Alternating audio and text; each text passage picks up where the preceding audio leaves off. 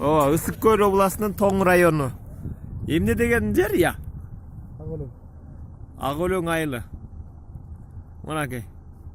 Пассатты артына чана байлап алып, балдар тээп жүрөт. Бул жер саздак жер экен. Бул жер саздак жер. Жерден суу чыгат экен.